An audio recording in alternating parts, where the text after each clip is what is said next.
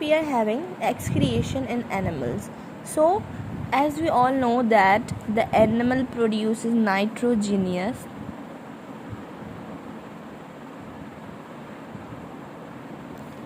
waste, and to remove that waste we have lot of kind of organs.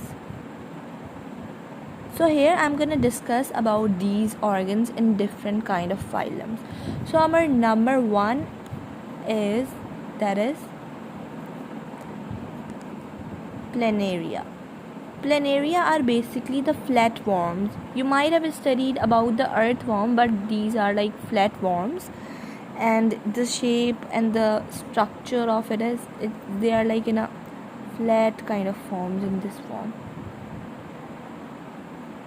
I hope you get it.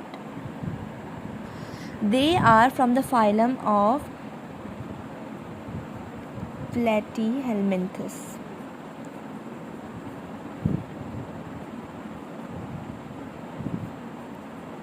Okay, if we go through the excretory organ by which the waste substance is coming out from their body, so that is flame cells.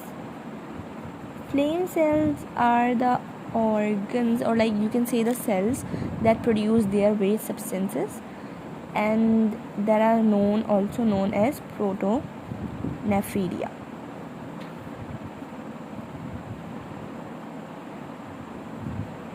Okay, let's go through this terminology. Proto means before, and nephria, it comes before nephrons, and we know that nephrons are the units of kidney. So basically before nephrons, protonephria. Okay, they are like the excretory duct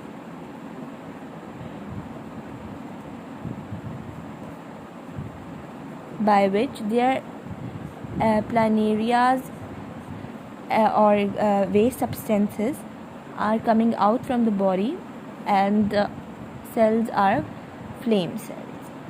So the compound, obviously the substance which is coming out from this body is also have a name, so that compound is dilated urine. Dilated actually means having a high concentration of water, so their urine will be very watery. As we know that this arrow represents the high, and the source by which they are coming is tissue fluid. Tissue fluid consists of, let's go through the composition. The source is tissue fluid. So if we talk about the composition of tissue fluid, that is, it consists of water, ions, and dissolved gases.